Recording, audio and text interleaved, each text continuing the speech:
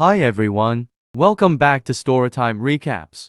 In this video, I'm going to recap one of the film from 2016, Don't Breathe. Without any further, let's get started. Through a street that appears to be part of an abandoned neighborhood, an elderly man is dragging a young woman by the hair. A bunch of teenagers, a woman, and two men unlock a door from a fancy house, but one of them silences the alarm before it goes off. The person who appears the most nervous repeats their rules, which include not taking any cash and only taking items that cost less than $10. They hurry out of the house before it closes, turning back on the alarm and breaking the front door window, which triggers the alarm as they leave. Then, as they are smoking and chatting in their car, the guy in the back seat begins telling the other two about another friend who is moving out of town. They don't seem to be fazed by this, saying that everyone leaves Detroit and that they were planning to move to California following the next robbery with no intention of returning. The girl invites him to go with them, but he refuses, saying he can't leave his dad. As they drop him off at his house, he immediately goes to his dad's study where he opens a drawer and gives back the key to the house they just looted because his dad is a home security specialist. After the robbery, the third man, called Money, tries to fence the items they took, but he doesn't collect as much as he had thought. He gets into a brief argument with the man who purchases his goods, but the man advises him to steal money if he wants money, and he provides him a hint for a new work. Money shares all of this with his friends. Money explains why they should rob the house, which is owned by a lonely veteran and is guarded by the man's father, who is seated in the back. The house is located in an abandoned area of the city, which gives the other two less reason to feel confident. The vet's daughter was reportedly run over by a wealthy girl, and her family offered him an amount of payment worth at least $300,000. The girl accepts the offer much more readily than the hesitant boy Alex, who is concerned about the consequences of taking such a big sum of money for himself and his dad's business. Later on in the day, the girl Rocky texts Alex, begging her to finish the task so she can get someone out while Alex looks into the issue. Rocky is at home with her mom, small sister, and new boyfriend. Her mom is terrible at him. Alex starts asking Rocky if she wants to travel to California with her, and it becomes evident that the message was obviously directed at her sister, who she wishes to escape their awful family situation for.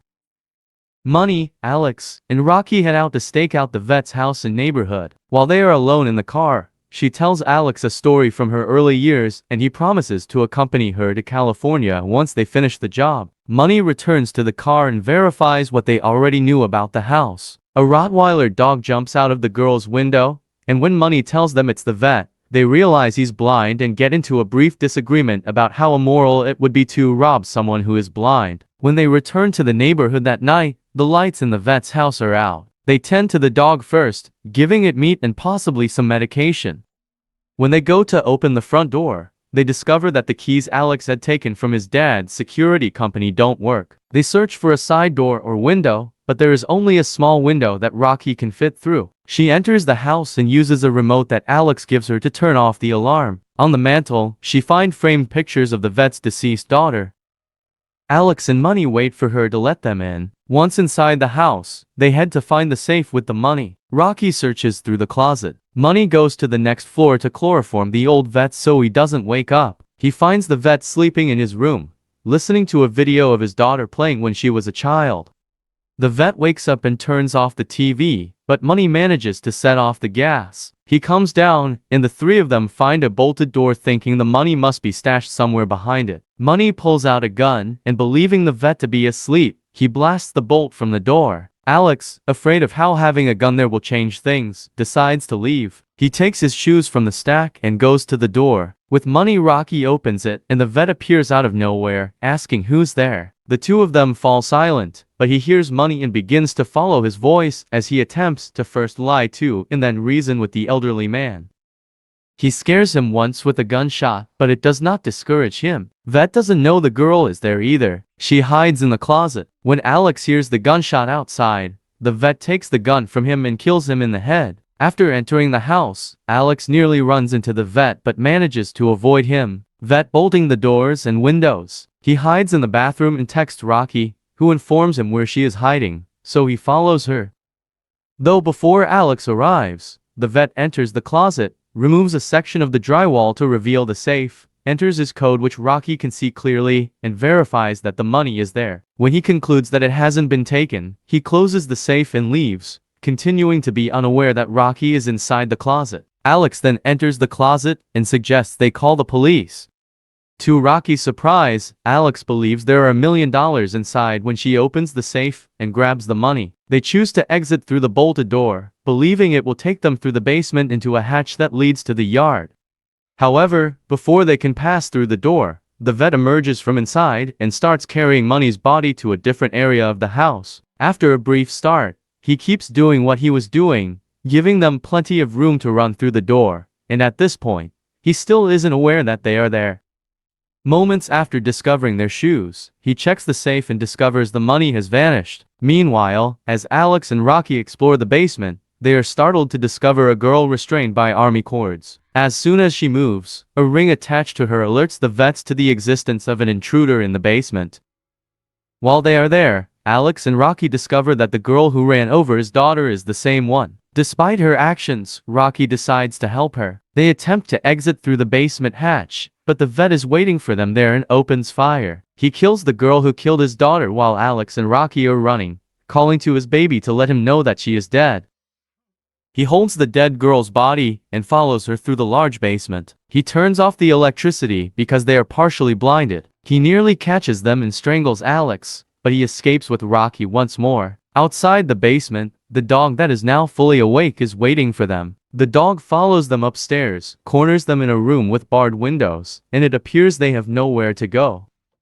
As everything is going on, the vet follows them and emerges from the room carrying a gun and his dog. The two of them search for a route out, as Alex notices a vent on the wall and Alex instructs her to walk through it, promising to keep the door safe. Alex is attacked by an elderly man and the dog as they burst through the doors and Alex fall through the window onto a celling window that is one floor below.